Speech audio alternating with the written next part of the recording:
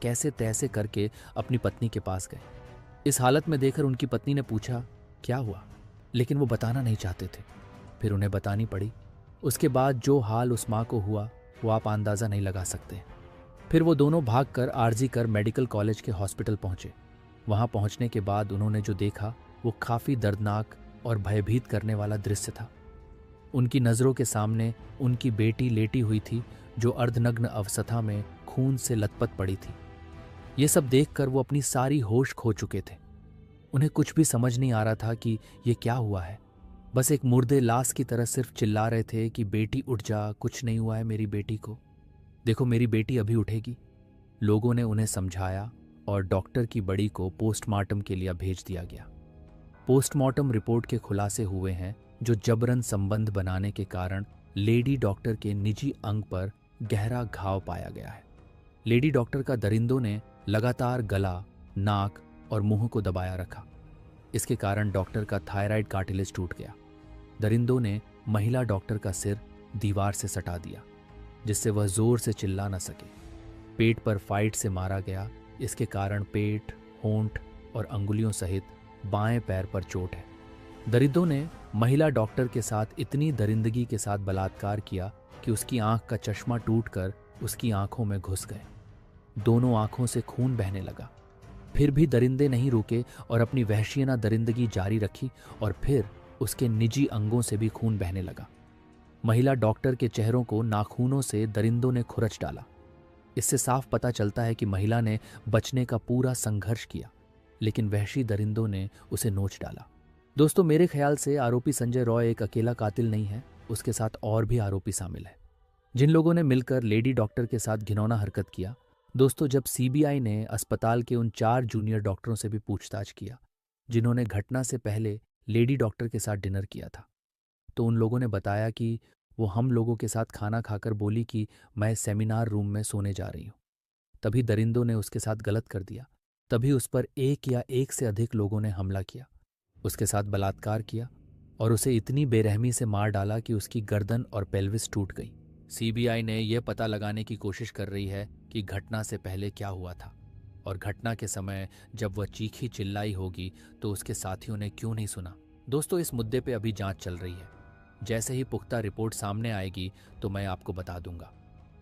अब बात करते हैं उस डॉक्टर की लाइफ के बारे में। दोस्तों, उस माँ बाप की बेटी का बस एक ही लक्ष्य था, अपने माँ बाप का सीना गर्व से चौड़ा करना, जिन्होंने अपने सुख चैन की कुर्बानी देकर उसे आगे बढ़ाया था। वो पेश से डॉक्टर थी, ट्रेनी डॉक्टर, जो पढ़ाई के साथ डॉक्टरी की प्रैक्टिस भी कर रही थी। वह अपने पूरे बैच में टॉप करके गोल्ड मेडल पाने का इरादा रखती थी। लाखों मिडिल क्लास लड़कियों की तरह वो भी एक ऐसे घर में पैदा हुई थी जहां प्यार तो बहुत था लेकिन पैसे कम थे।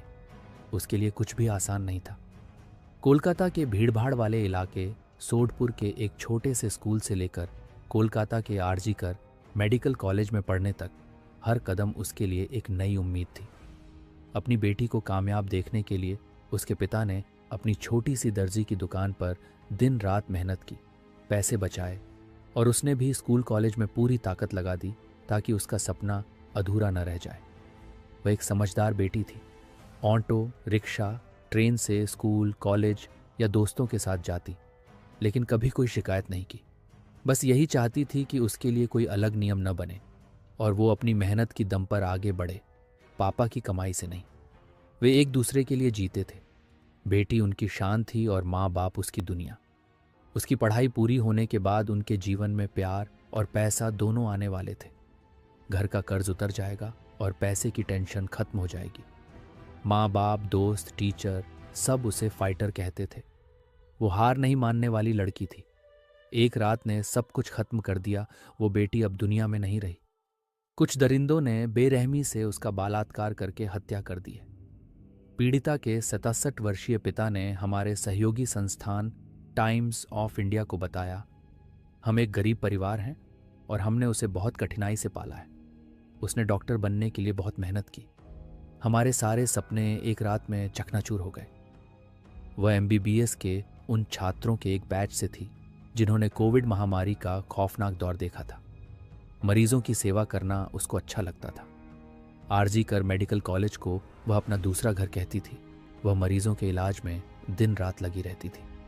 9 अगस्त को 36 घंटे की बिना रुके ड्यूटी के बाद वह मेडिकल कॉलेज के सेमिनार रूम में सो गई थी। तभी उस पर एक या एक से अधिक लोगों ने हमला किया, उसके साथ बलात्कार किया और उसे इतनी बेरहमी से मार डाला कि उसकी गर्दन और पेल्विस टूट गई। अगली सुबह सेमिनार रूम में आए इंटर्न और साथ ही पोस्ट ग्रेजुएट ट्रेनी ने उसका शव पाया। उसका लैपटॉप, नोटबुक और सेल फोन उसके बगल में सही सलामत पड़ा था। एक आरोपी संजय रॉय को गिरफ्तार किया गया है, लेकिन उसके सहयोगियों और माता पिता को विश्वास नहीं है कि वह इस अपराध में अकेला शामिल था। माता पिता ने कोलकाता हाई कोर्ट का दरवाज़ा खटखटाया, जिसके बाद सीबीआई ने मामला संभाल लिया है और अब तक उसने कुछ सहपाठियों, सहयोगियों, वरिष्ठ शिक्षकों, प्रिंसिपल और अस्पताल के अधीक्षक से पूछताछ की है। दोस्तों, आप कमेंट करके बताओ, ये दरिंदे जब पकड़े जाए तो इनके साथ क्या किया जाए। दोस्तों, एक और घटना है जो अपने ही बेटी काट दिया। दोस्तों, ये बात शाम के करीब 7:30 बजे का है। मोहन कुमार खंडेलवाल पटना में स्थित अपने होटल में ही रह रहा था। तभी उनके मोबाइल पर एक कॉल आई। वह कॉल एक अनजान नंबर से आई थी। जिस तरह वह अन्य कॉल्स को रिसीव करता था, उसी तरह उसको भी रिसीव कर लिया और जैसे ही हेलो कहा, तभी दूसरी ओर से आवाज आई, तुम्हारे बेटे शिवम का कार सहित अपहरण कर लिया है। शिवम उनका 14 साल का बेटा था, जो पटना के बीरचंद पटेल रोड स्थित न्यू पटना क्लब में टेनिस खेलने जाता था। कार उनका ड्राइवर गिरीश पाठक चलाकर ले जाता था। बेटे के अपहरण की बात सुनकर मोहन कुमार के तो जैसे होश ही उड़ गए और सोचने लगे कि वो बेटे को कोई हानि न पहुंचा दे। इसलिए वह बड़ी ही विनम्रता से बोले, आप मेरे बेटे को छोड़ दीजिए, बदले में आप मुझसे जो भी मांगेंगे मैं दे दूंगा। उधर से बोला, हमें 2 करोड़ रुपए चाहिए।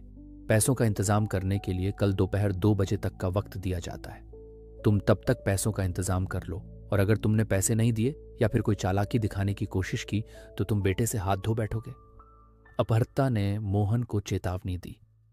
मोहन काफी डर गया और उसे डरते डरते बोला कि मैं पैसे दे दूंगा, लेकिन बेटे को कुछ नहीं करना। मैं आपके सामने हाथ जोड़ता हूं कि एक बार हमें बेटे से बात करा दो ताकि हमें कुछ तसल्ली आ जाए। मोहन कुमार विनम्रता से बोले। बेटे की आवाज सुनने के लिए वह फोन को कान से चिपकाए रहे। कुछ देर बाद उनके कान में बेटे की आवाज आई, हाँ पापा, मैं अंकल के कब्जे में हूं। बेटे की आवाज से उन्हें महसूस हुआ कि जैसे वह डरा सहमा हुआ है। उन्होंने बेटे को हिम्मत बंधाते हुए कहा, बेटा घबराना मत, तुम बहुत जल्दी आ जाओगे।